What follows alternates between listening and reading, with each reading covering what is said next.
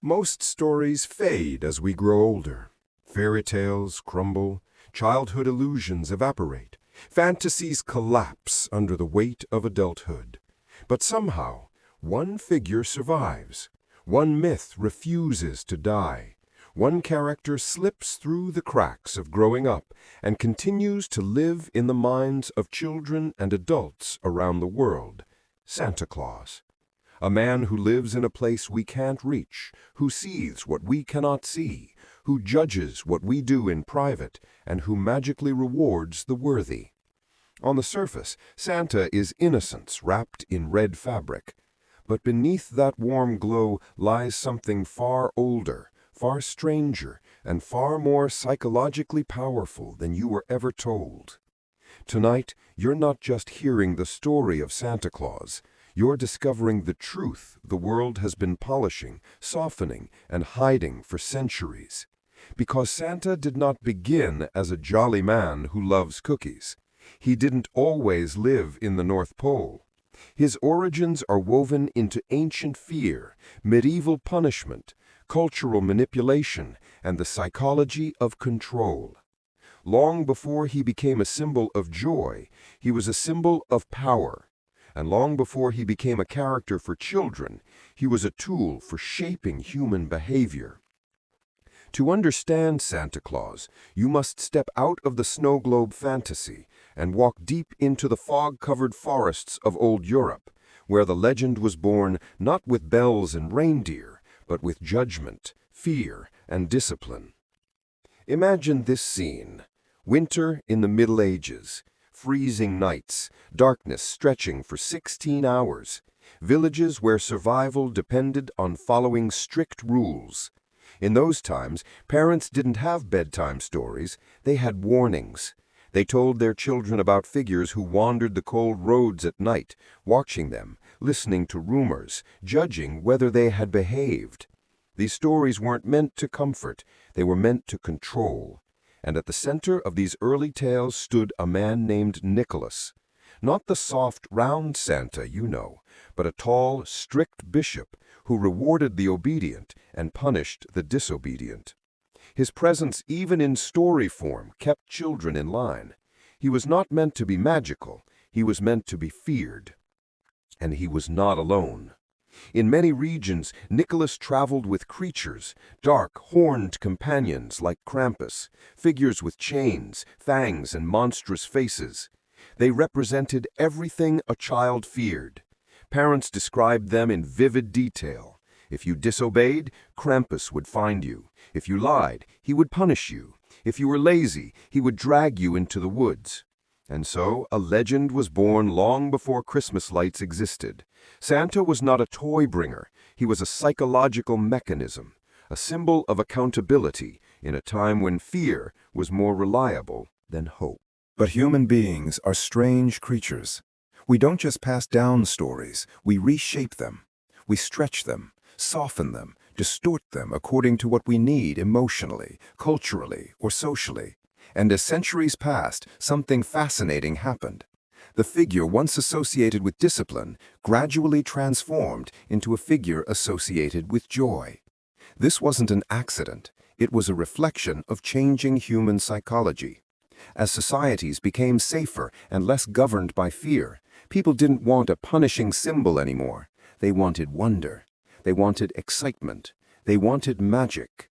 And Santa shifted from a strict bishop to a lovable old man because people needed him to.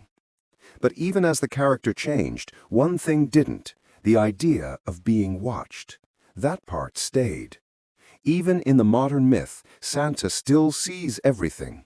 He knows when you're sleeping. He knows when you're awake. He knows whether you've been good or bad. People smile when they sing these lyrics, but if you stop and truly think about them, they're haunting. A figure who monitors your behavior, observes your actions, and rewards or punishes you, wrapped in a friendly disguise. Beneath the happiness, the psychology remains.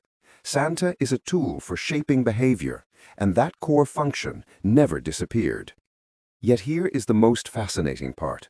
Even when children grow up and learn the truth, Even when they realize the man in red does not come down chimneys, the myth doesn't die. Something in the adult mind refuses to let go completely, and psychologists have been trying to understand this for decades. Why do adults continue to participate in the illusion? Why do they hide gifts, whisper secrets, bake cookies no one will eat, and maintain a story they know isn't real? The answer lies in the deepest corners of human psychology.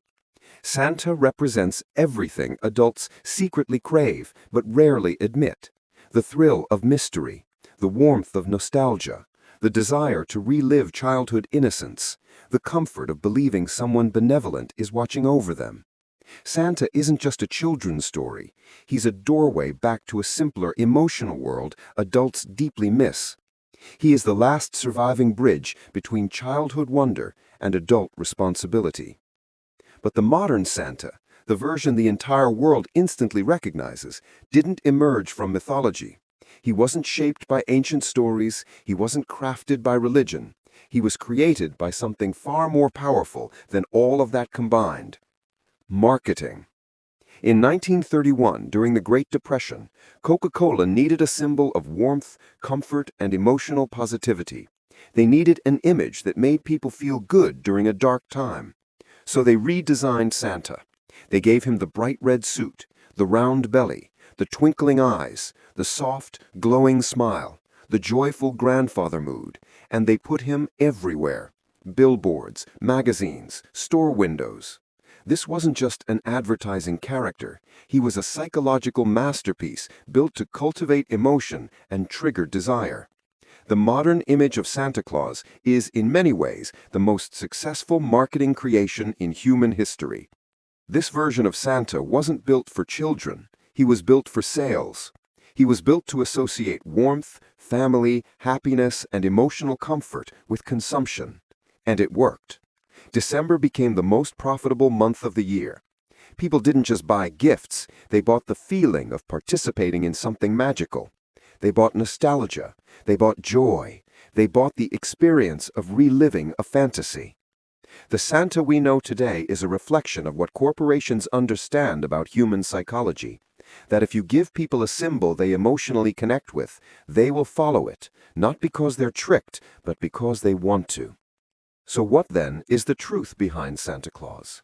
He is a mosaic made from every stage of human evolution: a guardian who once enforced discipline in cold, dangerous villages, a religious figure who walked beside terrifying creatures of punishment, a symbol reshaped by societies that needed hope instead of fear, a psychological anchor for adults who desperately cling to the last sparks of childhood wonder, and finally, a marketing icon crafted by corporations who understood that the strongest stories aren't the ones we tell children.